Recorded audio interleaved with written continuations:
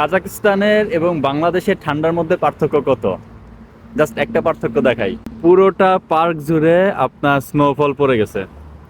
এবং এখন তো দুপুর এবং এখন তো দুপুর 3টা, যার কারণে আবহাওয়া একটু ভালো। একটু আবহাওয়া ভালো বলতে এখন 4 ডিগ্রির মতো চলতেছে। কিন্তু একটু পরে সন্ধ্যা নামার সাথে সাথে এটা -7-8 ডিগ্রি সেলসিয়াস হয়ে যাবে। অন্যদিকে বাংলাদেশের কথা চিন্তা করলে তো স্নোফল ইম্পসিবল। তো সেখানে বাংলাদেশের কোন টেম্পারেচার, আসলে আমি যা ভাবতেছি শীত কেন জানি দিন দিন আরও কম হচ্ছে। এবং গত বছরের তুলনায় এই দেশে এবছর বাংলাদেশের শীত আরও কম। এই মুহূর্তে আমার গ্রামের বাড়িতে 17 ডিগ্রি সেলসিয়াস, তো অনেক কম। তো এই হলো বাংলাদেশ এবং কাজাকস্তানের আপনার এই যে টেম্পারেচার।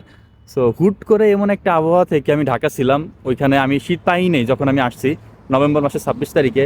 হুট করে এরকম একটা আবহাওয়াতে চলে আসার কারণে প্রথম 2-1 দিন খুবই কষ্ট হয়েছিল। বাকি এখন কোনো গ্লাভস নাই, এই যে আপনার হুডি নাই, মানে সহ্য হয়ে গেছে আসলে।